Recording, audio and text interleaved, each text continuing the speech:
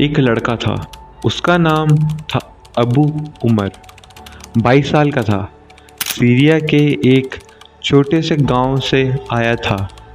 काली आंखों में एक जज्बा था। खिलाफत उसे पता नहीं थी कि वो जहां जा रहा है उसमें सिर्फ दुश्मनी ही नहीं, इंसानियत भी मर गई।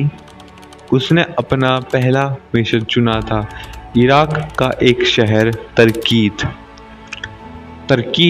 सदाम हुसैन की जन्मभूमि। एक शहर जो कभी इराक की पावर का सिंबल था।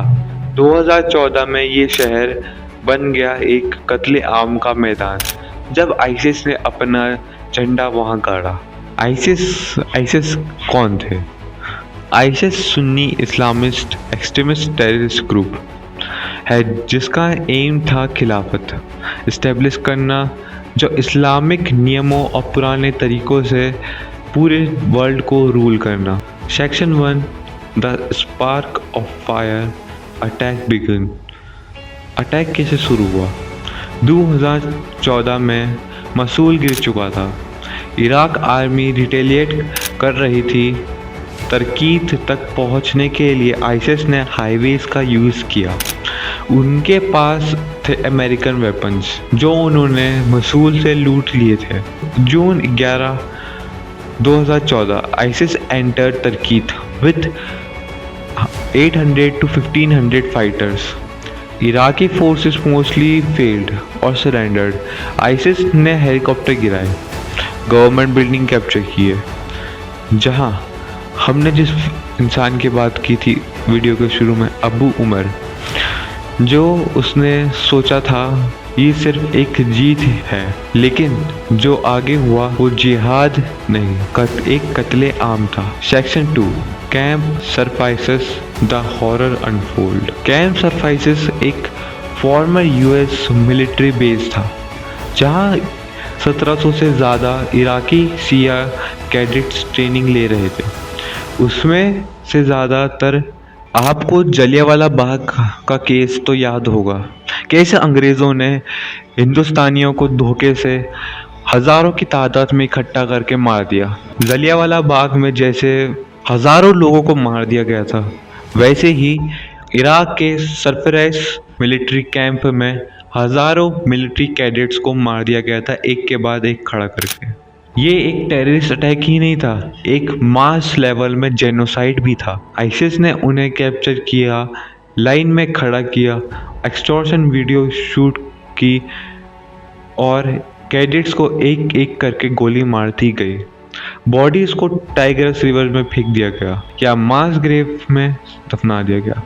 अबू उमर, जिसकी बात हमने वीडियो की शुरुआत में की थी, उसने ये सब अपनी आंखों के सामने होता हुआ देखा। ये जंग नहीं थी, ये तो एक बदला था।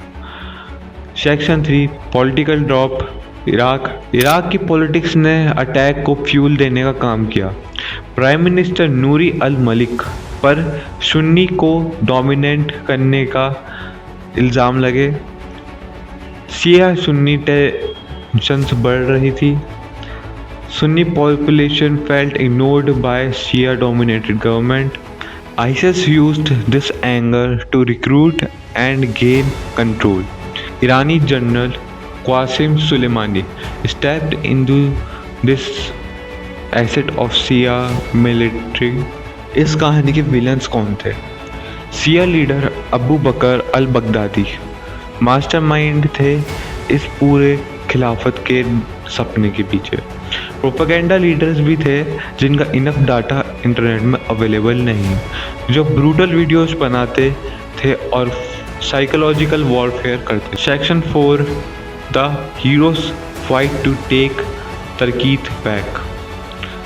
2015 तक इराक ने डिसाइड कर लिया था कि तरकीत वापस लेना ही होगा, और तब ही आया एक नया फोर्स, हसद अल साहबी, यानी popular mobilisation force. General Qasem Soleimani coordinated the strategy.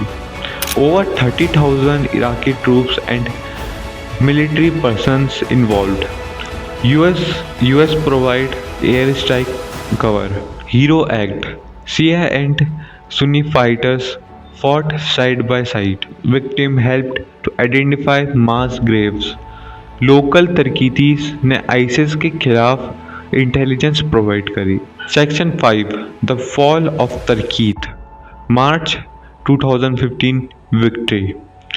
मार्च 2015 एक साल बाद तरकीत को वापस ले लिया गया, पर शहर बर्बाद हो चुका था। बिल्डिंग्स, लोग और उनकी रूह। आइसिस फाइटर्स या तो मारे गए या तो भाग गए, बट मास ग्रेव्स, टूम्स सब डिस्ट्रॉय हो चुके थे। Tikrit become a symbol of horror and genocide. आज भी इराक में हर साल कैंप सरफाइसिस याद किया जाता है, एक रिमाइंडर के रूप में कि टेरर का ना ही सुन्नी है ना ही शिया है। अबू उमर, जिसकी वीडियो में हमने शुरू में बात की थी, अबू उमर जिंदा था लेकिन अंदर से खोखला हो चुका था। उसने जिंदा जिहाद के नाम पर जो देखा, उसने उसे इंसान से दरिंदा बना दिया, और फिर शायद से सिर्फ एक बॉम्ब ब्लास्ट में वो भी चल गया। पर तरकीत, सदाम का शहर, अब एक नई कहानी लिख रहा है। नफरत से नहीं, पर सबक। तरकीत अटैक 2014, जब एक शहर ने बर्बादी देखी पर झुकने से इनकार किया। This video please make like, subscribe this channel. Like your one subscribe, your one share help me a lot. Please do subscribe and share this video. मिलते हैं अगली वीडियो में। Till then bye bye.